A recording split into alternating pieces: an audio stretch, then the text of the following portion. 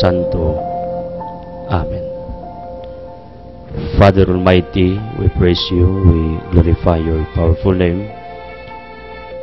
For this another wonderful day, I ask pardon, apology, forgiveness for all our transgressions and trespasses. Father, bless our church authorities, the Roman Catholic Church. Bless our government. Bless our benefactors, our donors, advertisers, the people behind this ministry. Protect them, bless them, prosper them, Father, according to your will. Bless San Miguel Cable Network, Radio Hagna, DTV Cable Ubay, Radio Ubay, Bohol Cable, TV Valencia, and all our Bantay Radio Kalikasan stations in different towns. Bless our different towers, frequencies, hookups, local and satellite. Bless our staff management with Boss Daniel and the Board of Directors with Boss Ligaya and their businesses with the GD Caligan Foundation Incorporated.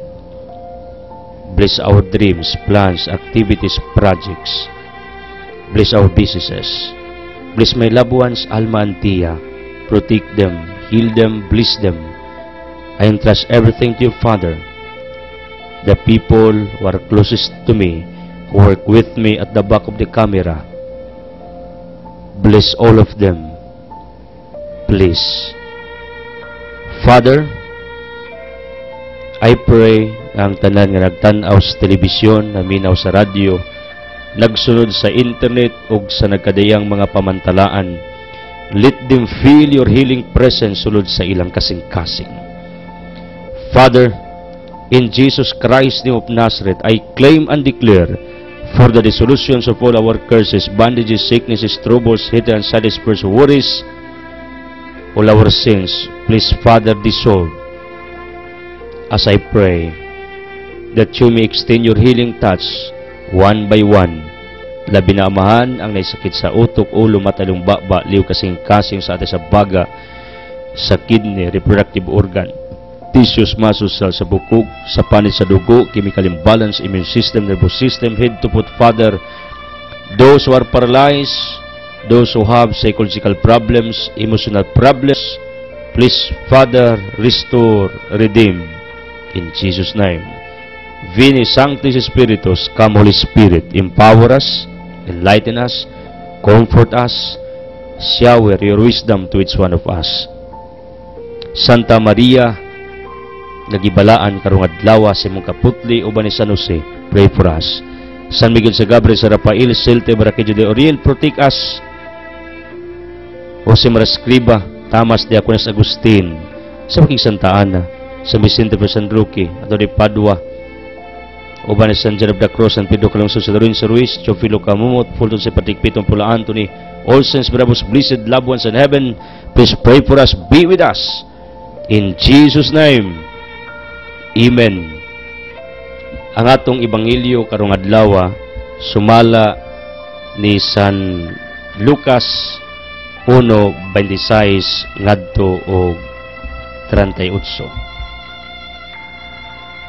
Sa unom na kabulan ang gisabak ni Elizabeth,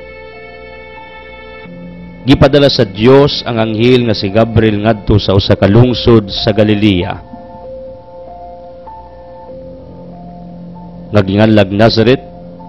May mensahe siya alang sa usa ka batan-ong dalaga nga ulay naginganlag Maria.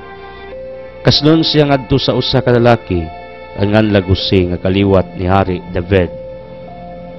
Miadtong anghel kaniya og mingon paglipay. Ang Ginoo nag-uban og nagpanalangin kadimo pag-ayo. Nalibog pag-ayo si Maria sa pagkabati niya sa minsay sa anghel ug namalandong siya kung unsay kulugan sa iyang mga pulong. Mingon ang anghel kaniya, ayaw kahadlok Maria, kay kaymutan ka sa Dios, ikaw magsabak og mga anak o usa ka batang lalaki ug nganlan mo sa Jesus. May mo siyang inila ug tawgon siya nga anak sa Dios kalabing alangdon. Ang Ginoong Dios maghimo kanyang hari sama sa iyang kagikan nga si David. Mahimo siyang hari sa makaliwat ni Jacob hangtod sa kang turan ug dili kayo matapos ang iyang gingharian. Si Maria miingon sa anghel, unsaon man pagkahimo ni ini nga wala man koy bana. Ang anghel mitubag, mukunsad kanimo ang Espiritu Santo ug magpabilin ang gahom sa Dios diha kanimo. Tungod ni ini ang balaan nga bata tawgon nga anak sa Dios. Hinumdumi ang imong parinti nga si Elizabeth, giingon nga dili siya makaanak apan karon unom na kabulan ang iyang pagsabak bisag tigulang na siya, kay alang sa Dios walay dili mahimo. Ningon si Maria, sulugoon ako sa Ginoo, may tabuunta kanako ang imong gisulti, umibiya ang anghel kaniya. Today, we are remembering Immaculate Conception. We firmly believe that the Blessed Virgin Mary, in the first instant of her conception, was by unique grace and privilege of Almighty God in view of the merits of Jesus, the Savior of human race, preserved, exempt from all stain of original sin. This dogma, based on the Bible and the tradition of the Church, was solemnly defined by Pius IX on December 8, 1854 by the bull In Effabilis Deus, the incompatibility between and Satan, which was anticipated in the book of Genesis 3:15, was confirmed by the Archangel Gabriel at the Annunciation. This dogmatic definition received heavenly endorsement during the apparition at Lourdes in 18th century, when Bernadette asked her name. Our Lady answered, I am the Immaculate Conception. You know what? This is what they call logic. Ganong putli ang mahal nga birhen. Tungod kay siya man ang siburyong, the bottle, the chalice of our Savior Jesus Christ. And because, according to Wisdom 1:4, dili man mo puyo ang kaalam sa usa ka tawo nga dunay mancha sa kasalanan. 1 Corinthians 1:24, kining kaalam mo si Kristo. Di mo puyo sa naymansa, none. Kay may puyo man siya sa mahal nga birhen, therefore, ang mahal nga birhen walay kasalanan. This is divine logic. Kay di man mo puyo ang kaalam sa naay sala niya, kay may puyo mas Kristo sa taguangkan sa mahal nga birhen for 9 months, usan ni kalig-on nga pribag ebidensya nga putli ang mahal nga Birheng Maria gikan pas taguangkan ni Santa Ana, patronamo sa lungsod sa Alicia. Mao nang ako mismo confident ko ni ining maong dugma sa atong simbahang Katoliko, sanglit tinuod man kini. Special grace, privilege given to Mary from our Almighty God.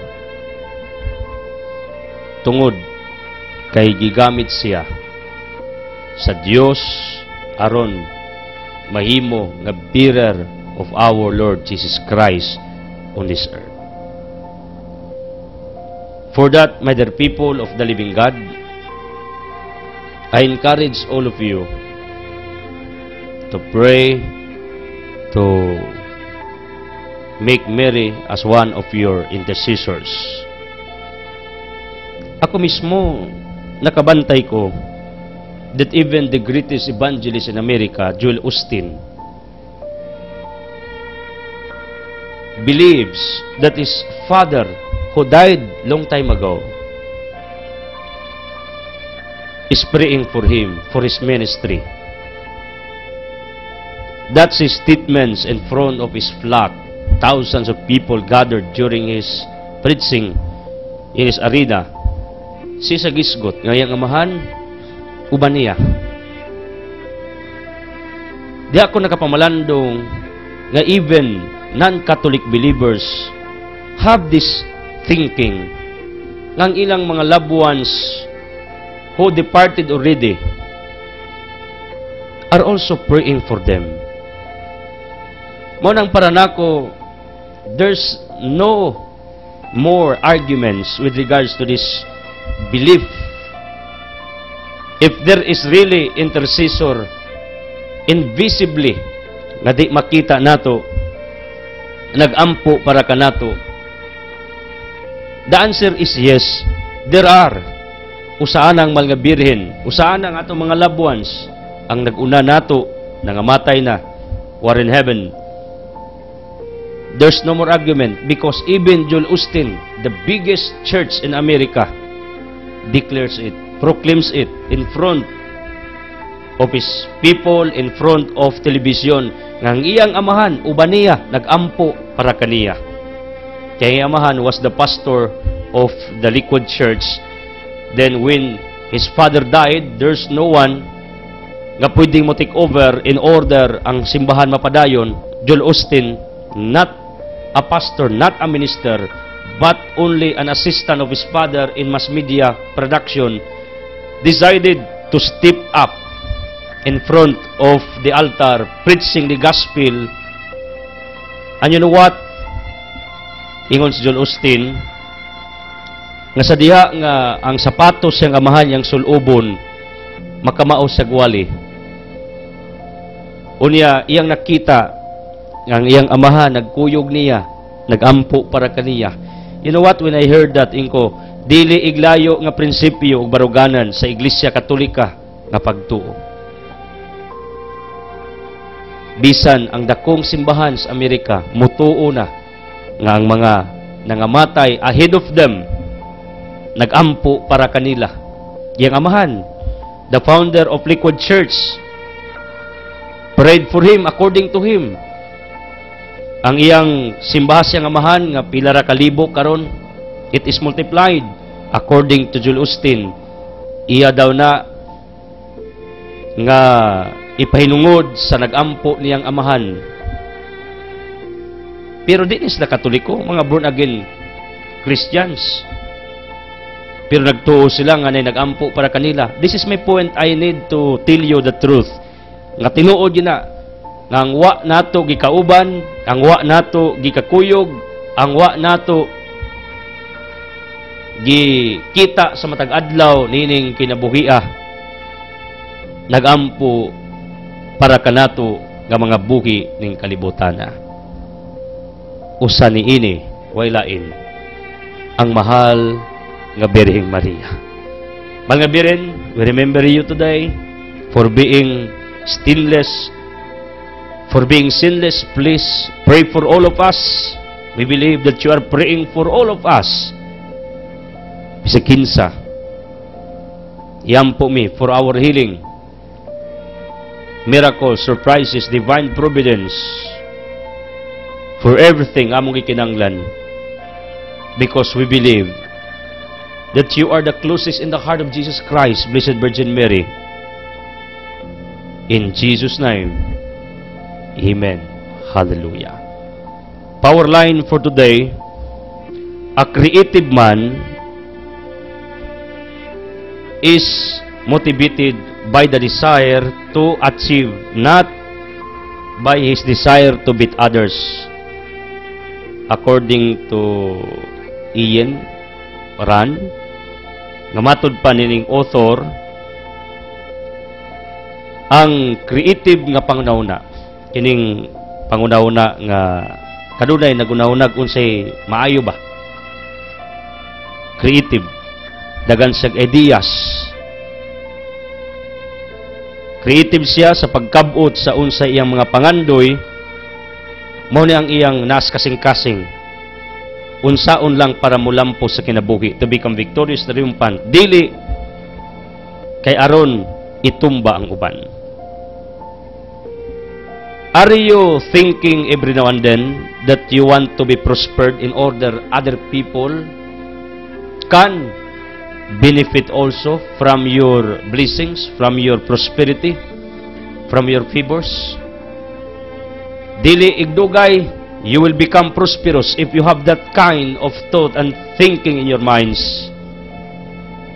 But if you want to become prosperous, successful, tayumpan, in order to defeat others, in order to look down others, in order nga imong matamakan ng uban in the long run, in order to revenge those who hurt you in the past years, mo nang gusto kang moasinso aron makabawas kanila, makatabla kanila, please don't get me wrong, but I need to tell you, progress, success will run away from you if you have that kind of mentality, if you have that kind of emotion.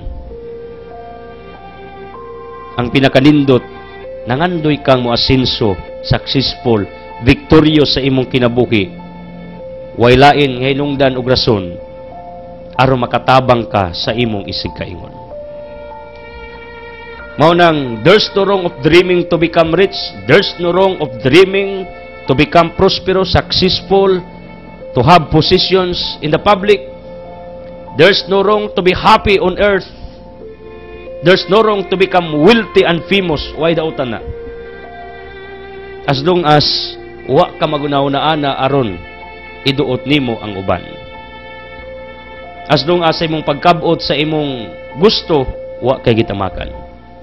Wa kay giduot, wa kay gipasakitan, wa kay mga tao nga imong nahimuan og di maayo sa katilingban nga imong gipuy-an. Mao ni ang akong point, by the people of the living God, nga diin way lain nga sikreto in order our Almighty God will bless us, will do favors for us. Maguna-una ta sa atong paglambo aron ang uban usab mulambo sa ilang kinabuhi. People of the living God, thank you for joining us. Our past givers, thank you for joining us again. And one of the proofs of what I am speaking, walain si Dorens Goldsmith o Glitson King ng Bayan, Adonis of Dolores Arabaca o Pangdan, ibalik sa atong ministeryo presently. Maunang thank you so much. Mga occasional givers kadtong manguli from other places, then gustong mutabang nining atong programa, I encourage all of you nga you will continue doing what you have started for more favors and blessings from our Almighty Father. In order you can help me in running this ministry in radio, TV, newspapers, internet. O present givers, thank you. Milarin Aguilar, inahan, the family behind of what I am doing in Gindulman, salamat kayo. Yan po ninyo, ilang mga anak, si Milani o Jamil, in Samuel, Mills and Brill, salamat kayo. Inahanis kaniyang tabang. Back up na to sa atong ministeryo, haligi. O Felix Bonifacia Riwa, Asteria Galido, Dr. Pedro Rosel of Garcia, Juana Erika Buiba, Arsenio Visa Galido, usas mibalik nato, Captain Wilfredo Anibin Cruz. Tigtabang sila sa una niya. Occasionally, muhatag sila tabang sa tuwa. Daboy Vincent Manuel Tercia Lido.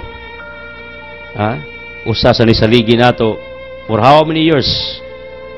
Johnny Maylin Akdal, Edmundo Edita Belicario, thank you so much. Ilang rila na ay radio aron makabati ang uban sa atong programa.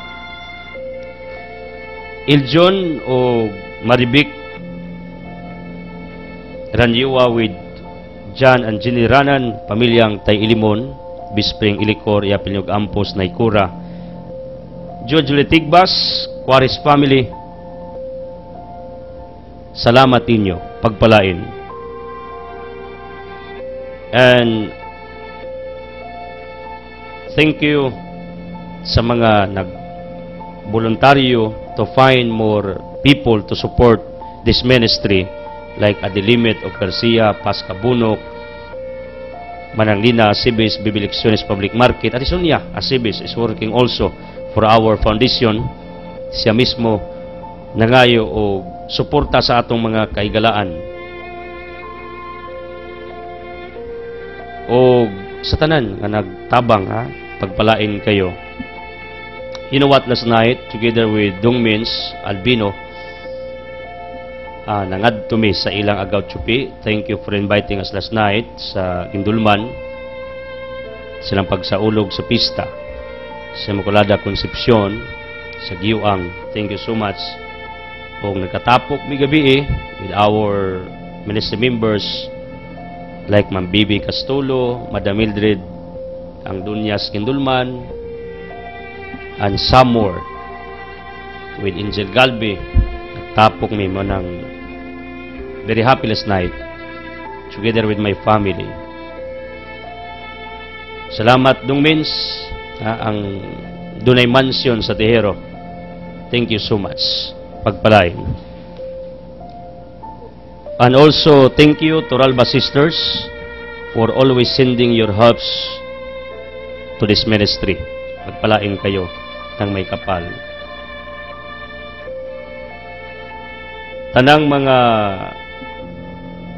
nagpatingo,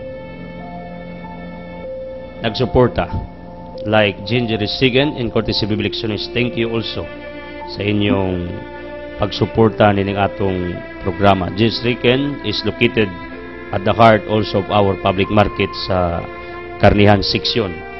Salamat.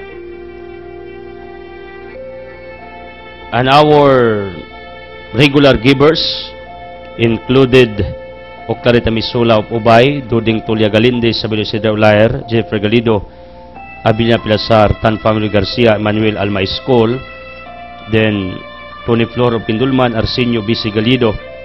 Again, thank you. O sa tanang nagplano mo tabang, salamat daan. Ako ning gibasa tungod kay apil ni sila sa atong monthly givers.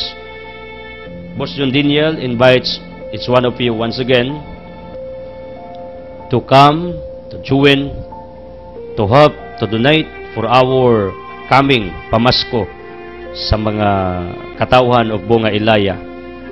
Because of this panawagan, a certain man from Gindulman shared this blessing through Palawan yesterday. Yan sa brother, ako ning donation para sa mga bata sa atong outreach and feeding program. Kabalo mo how much we spent every activities, big amount of money. Mo ni rason nga di kaya namo, di sad makayang boss suluhon. Mao nang it partnership of San Miguel Cable Network and all branches with all radio stations nato, together with our volunteers, together with our generous givers, atong gi-combine para matigom, mapakaon tong mga kabataan, matagaan ang mga pamilya, may na lang usa ka kananan, madugtungan nato ang ilang kinabuhi, ang ilang pagkaon, nakadugtong ta bisag 1 meal. Pero you know what, the biggest reason why we have these outreaches and feeding is to inspire the people on how to become prosperous sa kinabuhi. And most of all, every outreach and feeding, I bring the gospel of Jesus Christ. That's the reason nga para nako perfecto nga avenue. Ngano, di lang mi nagwali verbally. We actualize our preaching because of the goods, because of the foods nga atong yapod-apod. We do this because we have this belief ngang wali nga way buhat, wala hinungdan. Ngunang to make everything concretize, to actualize everything, mao nang ato ning gimugna. We are existing already for 3 years sa atong outreach and feeding in behalf of the GD Kaligan Foundation. Be our GD Kaligan Foundation benefactors. Be our Altia patronizers. Be our Edsel Cruzas Ministry partners and pillars. Altia displays the following. We have pure tablia, labi na karon nga padung Pasko, sikwatin nyo, painitin nyo, at mo sa Altia. Testingin ninyo ang among pure tablia, kabilin sa akong ginikanan. Unya, we have also cookies, arroz kuling cookies ni Crisons, Pans Carolina, herbal coffee ni Madam Flor, butay ni Edita, o peanut butter or atsara ni Dolores o Adonis. We have groceries na libro dito available sa religious section. Try to visit kay nga atong Altia ato ning gi-improvise ron little atong gi tun-an pag-ayo how to run this little business. And we have also our lechon manok na ang lasa according to the different feedbacks murag lasang Bisaya. Ngano? Ang atong ingredients kay gamit ana naara mas kusina. Usa ana for your information may gamit ag patis. Ang patis proven na siya nga makapalami sa lasa. Unya ato sa nang gibutang ag tanglad, ang tanglad is good for our health, lemongrass. Ato nang gibansay aron nga healthy ang pagkaon or nutritious ang pagkaon nga atong gihatag, and we cook only kanang fresh chicken, meaning ang among i-distribute nga manok fresh. Kami lamang usbonako ang pwedeng mulutog ulos baboy. Mangutaan na mo ngano tungod kay ang among equipment lutuan is able dako. Muluto mig pabo, pato, limpo, bisayng manok. Inyo ha, igo rami muluto. Kay naman may timpla para ana. Ako ginang advertise tungod kay para frankly speaking, mahibaw mo, mukita ta. Alang sa magpalutog ulo pabo, Altia Management reminds each one of you nga ug mahimo magpa-booking na mo tungod sa kadaghan nato nga lutoon this coming Pasko or New Year. Ang inyong ulo limpo ato nang i-pull out sa lechonan kay di man maapas tungod kay manok may atong gi-focus og luto ana. O nang pa-booking mo tungod kay mangita mig mga tao nga muluto sa inyong ulo. Kung tan-aw namo nga dagang magpa-booking, then we need more people to work for you. Andami muluto sa inyong ipaluto. Tagalaing mga lungsod, pa-booking mo sa Altia, busy center or sa atong litsunan niya ibilid yung cellphone number ug mahimo usab down payment para sigurado na tinuod yun ang inyong ipaluto. Mao ni atong arrangement karon as our Christmas day is approaching or New Year is approaching. For clarification, part man ni sa among panginabuhi mo nang ako gining advertise, akong gibalik-balik, akong giklaro. Ngano, prangkang istorya, I need money for my family and to help in sustaining also this ministry and our different advocacies sa katilingban nga atong gipuyan. Coming soon, Carlos sa Chicken Barbecue, Unlimited Rice, Tapad Imobilyong, HQ Motor Parts, pagpalain. Neria Acebes, thank you for inviting us. Happy Pista Duero, pagpalain kayo. Romjic Rygods, thank you for tuning in. Dikyo Restaurant, Ansang Penitan, sa Patusan, thank you. Monteri Public Market, thank you for tuning in. Tanang nagmonitor, nagpatingog, nagpabulyom sa ilang mga radio set. Whoever you are, wherever you are, dakan kong mga texters everyday, they confirm, brother, we are following on you every day. May the blessings of the Almighty Father be upon to all of you. Speaking of our gospel, this is all about sa pagadtong Gabriel sa mahal nga Biring Maria.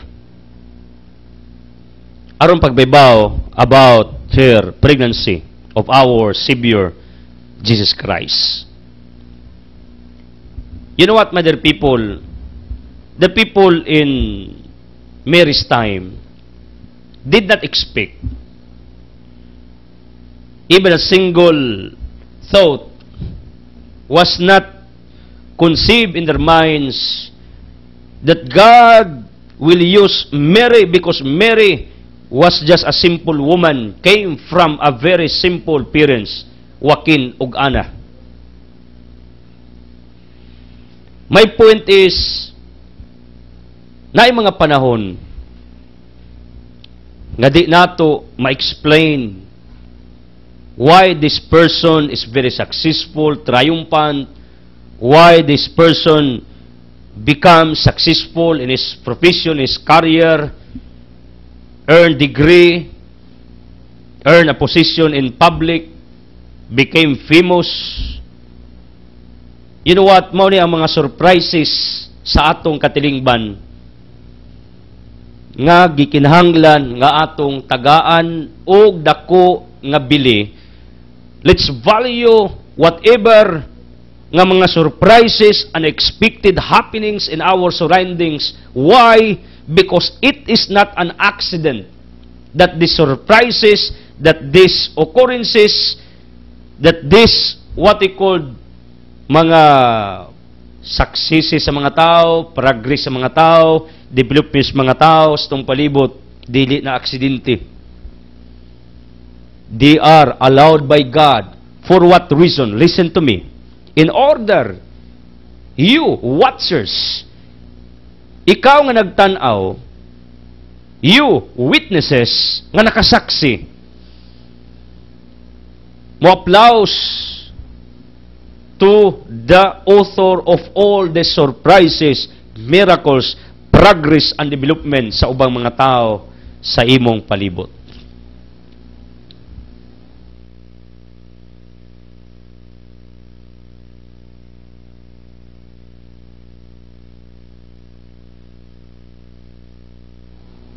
In other words, kini dieng mga di maayo nga mga pangitabo sa atong katilingban, mga disgrasya, di malas, mga kalamidad. Kabalo mo, di pud na siya aksidenteng miabot, gitugutan as Ginoo. For what reason? In order that ikaw nga nakasaksi niini, ikaw nga nakakita niini, or else nakasinati niini, makapamalandong kas imong kaugalingon nga kining mga butanga dili giniiyas Ginoo kundi iyas Yawa. Pero I know you will ask our Almighty God why He allows it to happen, to occur, to come. Tungod kay naa sa rason ni ana. It is what he called awakening call, Hebrew 12:6-7. Pagpainumdum. Meaning, maayo nga pangitabo sa atong katilingban ug dili maayong pangitabo naanay purpose, naanay rason, di na aksidente. Why I'm talking about this? Tungod kay ang mahal nga birhen gipilis Ginoo ug ang mga tao sa iyang palibot wala gyud kadahom. And I know it's one of us nakakita og inganing mga event sa atong katilingban nga naay mga tao sa atong palibot nga nikalit lag asenso, kadato, kayahay, kalit lang kanindot ang dagan sa ilang kinabuhi, ilang career, ilang disposition. Kitugutan as Ginoo makasaksi ka, makakita ka aron imong pasidunggan ang nagmugna ni ana nga way lain ang Dios nga may utor sa tanang kaayo, pabor, panalangin, surprises, divine providence. In reverse, katalagman, mga pagsulay, aksidente, calamities, crisis, famine, drought, ang utor ana, ang Yawa. Now, you can now distinguish kung unsa kaayo ang Dios ug unsa kangilad ang Yawa. Tungod sa mga pangitabo nga nahitabo sa atong palibot na kita mismo nahimong saksi nakakita o nakasudong diini using by our naked eyes. Believe me, ang Diyos maayo, ang Diyos buutan, ang Diyos gahimo og mga katingalahan, mga unexpected happening sa atong kinabuhi. In order you will appreciate Him, in order you will applaud Him, in order you will worship Him, you will praise Him for what He is doing sa mga tao sa imong palibot. Why I'm talking about this? Tungod kay mga tao, panahon sa mahal nga Biring Maria, wag ito magdahom. Ngang mahal nga Birhen gamitos Ginoo, mahimong inahan sa mangluluwas. Anay no ikaw mismo nakakita ka ana sa imong katilingban, wa ka nagdahom nga kanyang tawhana, masinso, mulambo, manindot ang kinabuhi. Pero kabaw mo, gitugutan as Ginoong may tabo, aron imo siyang pasidunggan. And you know what? Another reason of God to test you, if di ka magsilos sa mga tao, nga gipabura niya, gipanalanginan niya. God test you, kung di ba kasakitan, nga kini mga tawhana mo'y giuna. In other words, ang mga maayong nitabo sa tong kinabuhi, gitugutan nas Ginoo, not only to you, kundi sa uban, kay ang Ginoo gustong sukdon ka, di ba ka magsilos, di ba ka masakitan, or as ka maubagi kang mo pasalamat niya. You know what? In Matthew chapter 11, si Kristo gapasalamat samahan tungod sa pabor ngayang gihatag sa iyang mga tinunan. And supposedly, this is what we will do sa atong adlaw-adlaw nga kinabuhi. Nga kamauta magpasalamat sa Ginoo tungod kang uban iyang gibuligan, gipili, gipanalanginan, gipaboran. Instead, masakitan ta, magjilos ta, mo question das Ginoo. Ang pinakanindot nga attitude toward it, magpasalamat ta ngadto sa iya. Mausad ang mga di mayong pangitabos tong kinabuhi, katalagman, mga taong luoy, kana gitugutan sa nas Ginoo to test us. Kung palaban ba ta? Kamao ba ta mukir aning mga luoy? Kamao ba ta mo sugakod, mo survive, taliwa sa atong di maayong gipangagian? Ingani ang kinabuhi. There's no accident, di kumutog aksidente. Please listen to me. I don't agree, I don't believe on accident. Everything is happening because of God's purpose, because of God's reason. Tanang pangitabo naa ginay rason ngano nga gitugutas Ginoo nga kini may tabo either good or bad. Ang point lang nako, my dear people, ang Malga Birhen siyang kaordinaryo gigamit sa Ginoo unexpectedly, and even Mary did not expect.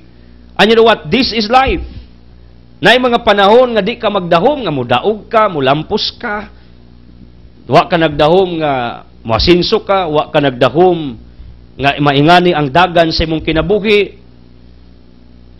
wa ka magdahom, makabay ka, wa ka magdahom nga imong mga anak mahu mag-eskwela, wa ka magdahom nga makabayad ka sa imong mga utang, wa ka magdahom nga ang imong gamay negosyo midako, wa ka magdahom nga na-promote ka, wa ka nagdahom nga nahimo na kang official, wa ka nagdahom nga karong taknaa halang do na ka, dako na kang taos katilingban. There are many surprises of God for each one of us nga wa ginato damha, but it will happen day by day sa atong kinabuhi, because ang Dios nga akong giwali is God of what? Surprises. Is God of wonders. Is God of miracles and divine providence. Day by day, galihok siya sa matag kinabuhi sa tao. Mao nang everyday nakita nimo ang progress nimo tungod kay God is working in favor of you. Kabalo ko, there are many instances itong kinabuhi nga wa ka nagdahom. Like Mary. She never expected to become the bearer of the Messiah. In the same manner, kita pod sa atong adlaw-adlaw nga kinabuhi, wa ta magdahom. Nga moabot ta aning butanga, moabot ta aning dapita sa atong kinabuhi.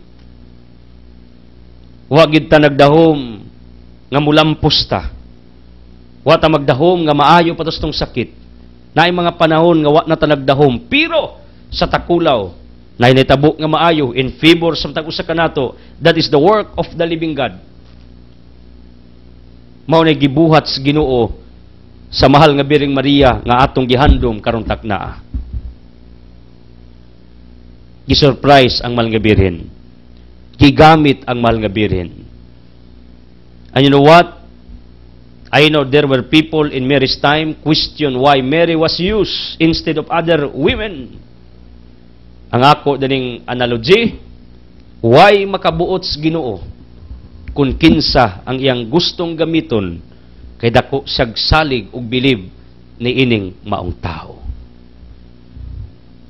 Nabita mga makita natong alagad nga wa kita magdahom nga mahimong alagad.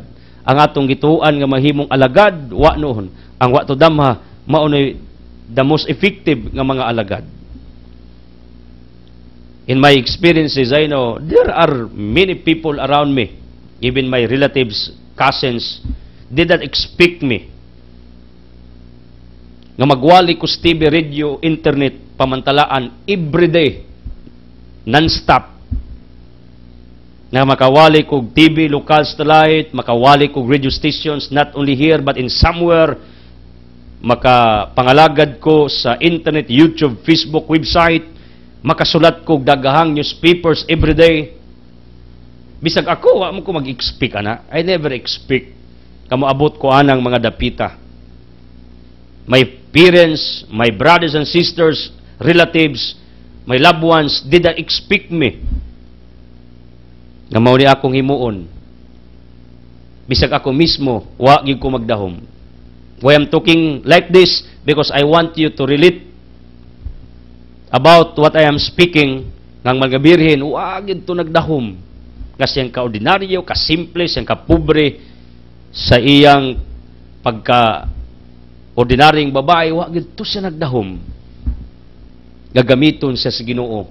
And I know, ang mga tao siyang palibot, may question, may reacto, nganong siya. Sometimes, ingana ba ya ang atong attitudes? Mo reacta nganong siya ay gigamit, nganong siya ay gipaboran, nganong siya ay gipanalanginan, nganong siya na pari, siya na madre, nganong siya mao'y nahimong pastor, nahimong ministro, nganong siya nahimong opisyal. Di na accident. Wa ka kakita sa nakita sa Ginoo aning mga tawhana nga iyang gigamit, iyang gipaboran. Kaya nga itong pananaw limited, pero ang pananaw sa Ginoo unlimited. Laktod bagay istorya, gigamit sa Ginoo ning mga tawhana tungod kay dako siyag salig ngang unsay iyang gihatag nga divine assignments nining kalibutana, ilang ma-fulfill, ilang mahimo, ilang magampanan.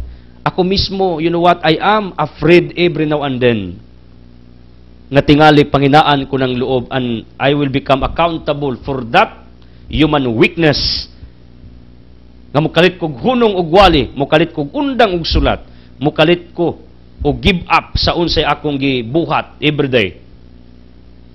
Mahadlok baya ko kay tingali tinglan ko sa Ginoo in the long run. Tungod kay iya kong gitawag, gitagaan og chance, privilege maning magwali, tingali na sinakita nako nga wa makita sa akong pamilya, relatives, anong iya kong gigamit nining modernong panahon, using also modern technology in preaching His gospel, in modernized gospel presentation. Because I am delivering the gospel positively to all of you, if you notice. Because originally when Jesus preached the gospel, when Jesus taught the gospel to the people, He taught it positively. He inspired the people of Israel. He uplifted their hearts. He boosted their hearts, their minds, in order to become positive sa ilang pagpanaw. That's what Jesus did. And 1 Peter 2:21, ingon si Pedro, imitate Jesus Christ. And this is the reason why I am what we call repeating, I am now doing what Jesus did in His time, ngang iyang pagwalis mayong balita positively. Puno sa inspirasyon, pagdasig, ug mao ning akong gibuhat, if you notice, if you aware, niining akong gitudlo matagadlaw, positibo, nga panudlo sa Ebanghelyo. Ang point ba lang nako, my dear people, is like this. Nga di ta kabuot og kinsay gamitos Ginoo para magwali, magalagad, magserbisyo, mahimong opisyal, mahimong adunahan, mahimong dakong tao. Kanang mga taong gipaburas Ginoo ba, di ta ka-blame ana, di ta ka-question Ginoo ana. Pero ang tinuod, ang mga butang nga maayo nga nahitabo sa imong atubangan, kana gitugutan as Ginoo, kay gustong Ginoo nga ikaw mutuo nga naay nagpaluyo aning mga maayong nahitabo sa imong atubangan. Ug imo siyang alagaran, imo siyang simbahon, imo siyang mahalon, in order that someday somehow unsay imong nasaksihan, moabot sad ka anang dapita in the long run. May sama sab kanila sa dili madugay. Ngano tungod kay midangup kas Ginoo nga maoy author na ining mga maayong naitabo sa imong atubangan. This is life. Pakit-on kag mga maayong pangitabo aron modangup kas author nga mao ang Dios. Ug mo ni tabo sa panahon sa Malgabiring Maria, gipili siya, wa nagdaw mga tao, gihulbot siya gikan sa ordinaryong hutong sa katilingban. Gigamit siyang mahimong inahan sa atong manluluwas. Ug ang mga tao na surprise, ang uban mi-react, pero wa man sila nahimo tungod kay kunang Dios mo gamit gali og tao, way makababag. Because God prevails sa iyang desisyon, siyang gusto, siyang plano para sa iyang himaya ug para sa kayuhan sa daghang mga tao. I know there were oppositions came out when the public knew about the status of Mary to become the mother of the Messiah. Pero wala gid tayo nakababag. Kaya wa may makababag sa Ginoo kung unsa iyang plano alang sa imong silingan, alang sa mga tao sa imong katilingbang gipuy-an, or else nimo mismo.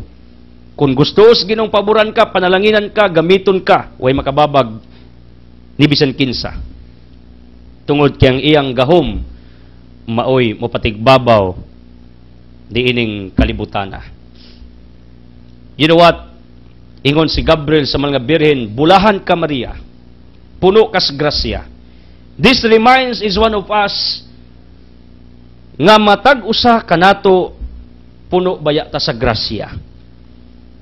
Di lang tingali tupong sa mga birhen because Blessed Virgin Mary is perfect. Way sala. Unlike nato nga natay sala. But if we talk about grace, grace was not only for Mary. Was not given only for Mary, but grace is also given to each one of us when we were baptized, or else when God created us. Psalm 139 verse 13, ang matagtao tiyas taguangkan pas iyang inahan, yatagan na naggrasyas Ginoo, pabor, panalangin, yatagan na niyag bendisyon. Ingani ang tao puno sa grasya, puno sa pabor, puno sa panalangin.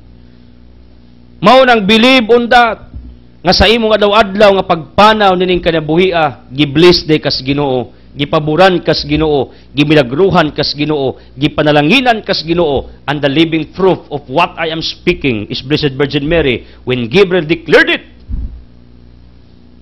Miingnan ni Gabriel si Mary, Maria, puno kas grasya.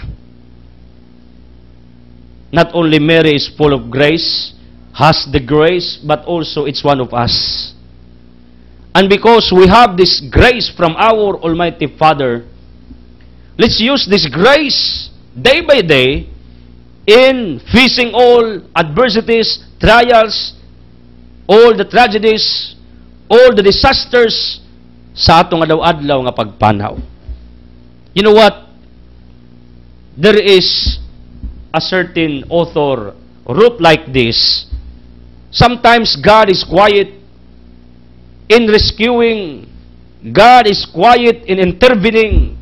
God is quiet in doing something in favor of you. Panahon nga nakay sakit, problema, pag-antos, pagsulay. Ngano? This is the divine logic. Because God presumes that the grace you receive during your baptism is used, is exercised during those moments nga nag-antos ka, nasakitan ka, naguol ka, nabalaka ka. Ang Ginoo di ay sa madagagang gayon, di mo intervendayon, di mo rescue, di mo lihok automatically.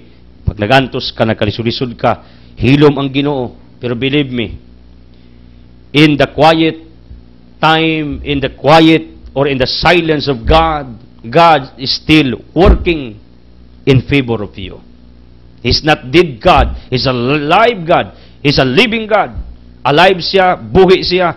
He's still working, although it seems nga mura siya wala. It seems nga atong paminaw iyatang gibiyaan gitalikdan. But in solitude, in quiet time, in the silence of God, naa siya galihok sa imuha. Pero nay panahon nga ang Ginoo magtan-aw ra nga malukapa ka, magkamas-kamas ka, masakitan ka, muhila ka, naguol ka, nagantos ka. Ngano? Tungod kay siya dako kaayog pagtuo nga kadtong grasya kay imong nadawat panahong gibunyagan ka, imo nang gamiton nga maka-recover ka, move on ka, makabangon ka, makahimo ka sa unsay iyang gilauman nga magpadayon ka tungod kay puno kas grasya sa diha nga gigama kas Ginoo, ilabi na sa dihang gibunyagan ka. This is my point, people of the living God. There's no reason to back out. There's no reason to quit. There's no reason to step down.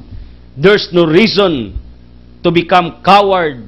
There's no reason to become weak in our daily struggles, in our daily sufferings. Why? Tungod kay naa kay grasya, not only to Mary, but to each one of us. And God wants each one of us to exercise it, to use it day by day. Kaya mao ni rason gitagaan ka grasya para makarecover ka. Gitagaan ka grasya aron makasugakod ka. The reason why God entrusted the grace to Mary, not only to become the bearer of the Messiah, listen to me, because of the calling of Mary, God entrusted the grace to Mary tungod kay ang iyang calling is a special calling, not easy calling, but a very difficult calling. Patyunon siya, gukdonon siya, ihawunon ang mga birhen. Thanks be to God, gipadas Joseph to become the protector of Mary. Pero ang papel sa mga birhen, nagbabdos nga way klarong bana, unya nahimong bearer of the Messiah, di to lalim, delikado, dangerous. Muna sa Luke chapter 1, ingon si Simeon, tupukon ang imong kasing-kasing sa espada, means kasakitan, sword, pains.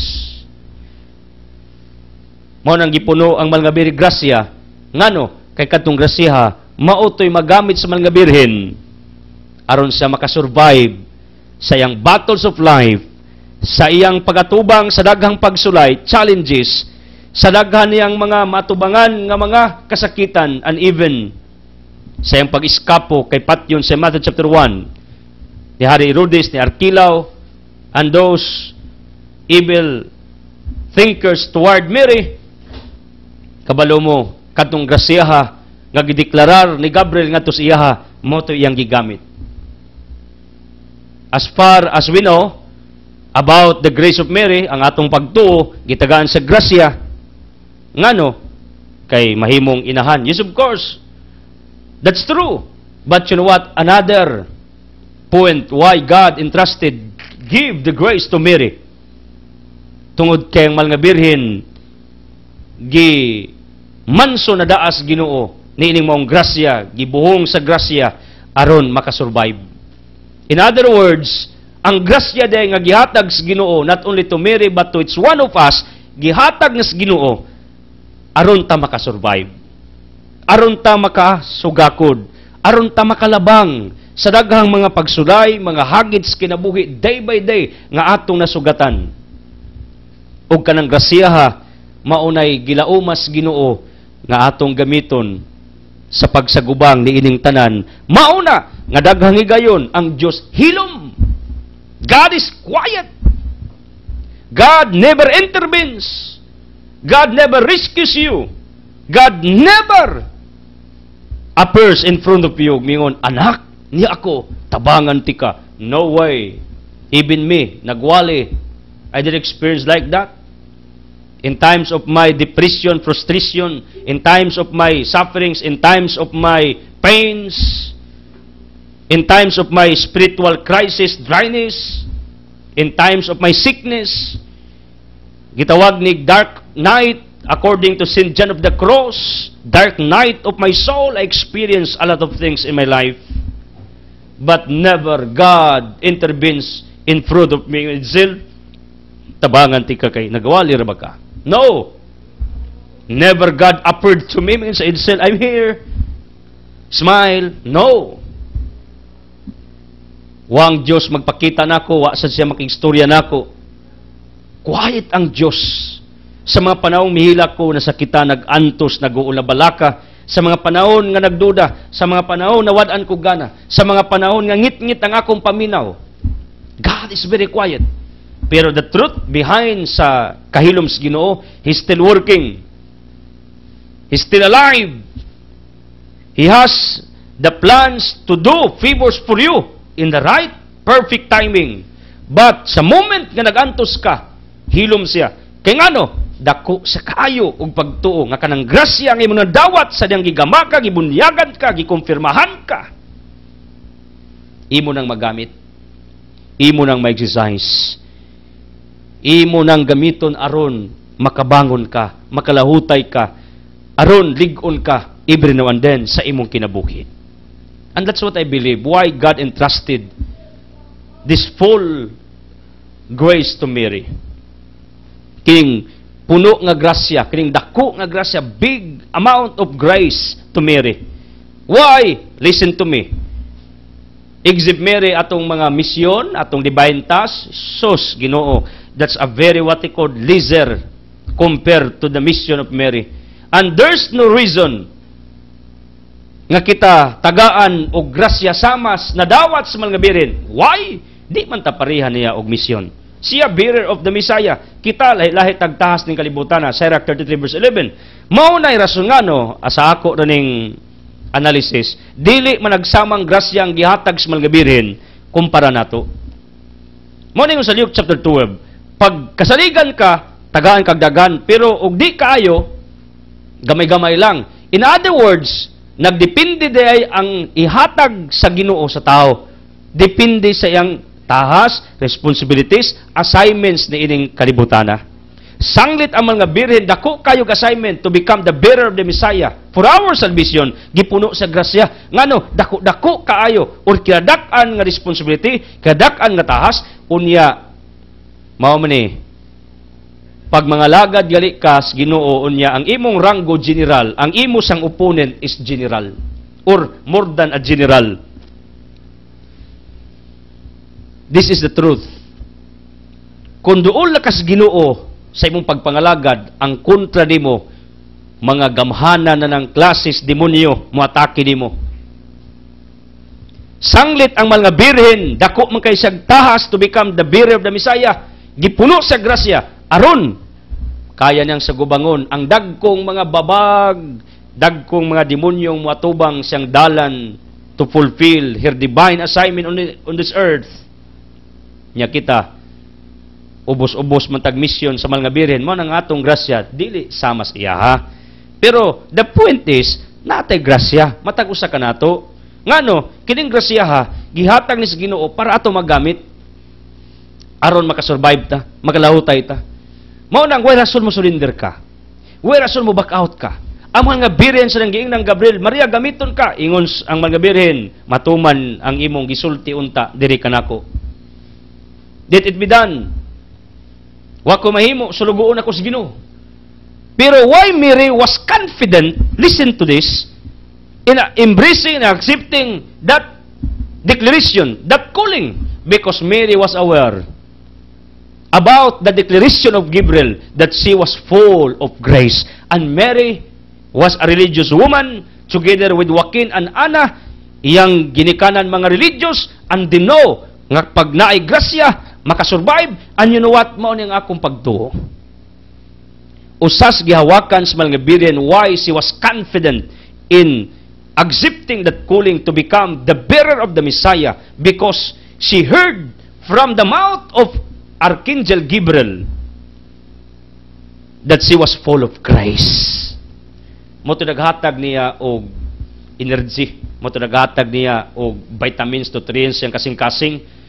Sige, dawato nako, sulugoon ko sa Ginoo, total puno man ko grasya. And because I am full of grace, I can survive. I can move on. I can overcome everything. I can conquer everything because she was full of grace. And I want you to come to that kind of thinking nga ang grasya wa lamang ni Maria, di lang pareha gidaganon, not the same volume or quantity, but the truth is we have individual grace from our Almighty Creator.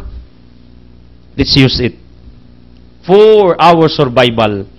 Let's use it for our victories. Let's use it for our progress, development, and success in our life. Gamito na ito na. Unang ayaw surrender sa imong kinabuhi, gikapoy ka, gilaay ka, kabakauton ka, karon gusto na kang mawas kalibutan. Then, my question, where is the grace that God bestowed upon you? Where is the grace that God entrusted to you? Hain na ang grasya nga gigamit sa Dios aron unta makasurvive ka. Gihatag sa Ginoo aron unta mulahutay ka. Kung mo back out ka, mo surrender ka, maluya ka, magtinalawan ka, ang akong pangutana, where is the grace? Hain ang grasya. And you know what? When Mary heard this from Gabriel nga puno sa grasya, she accepted the calling. And one of the reasons nga ang mga Berean kampante confident nga magpagamit sa Ginoo tungod kay kun ang imong hunahuna tuan sa Ginoo tanan, meaning ang imong kinabuhi, ang imong kapalaran, ang imong kaugmaon, ang imong dagas kinabuhi, imo nang i-submit, i-entrust, ihatag sa Ginoo, kabalo mo, it decreases our fears, worries, anxieties. Why lain nga rason nga ang tao mahadlok magong mabalaka? Because of little trust, little faith, little confidence toward our Almighty God. Ang mga Berean lahi og version siyang kinabuhi. She entrusted her life totally fully. She believed on God. She had great faith toward our Creator. And hopefully, let's imitate Mary. Being devotees of Mary, ang ato tang gidebosyon nga mga Birhen, unsay iyang gipractice ang kinabuhi, ato unta po na ma-practice sa tong adlaw nga pagpakabuhi. Thank you for joining. Thank you for watching. Thank you for being with me.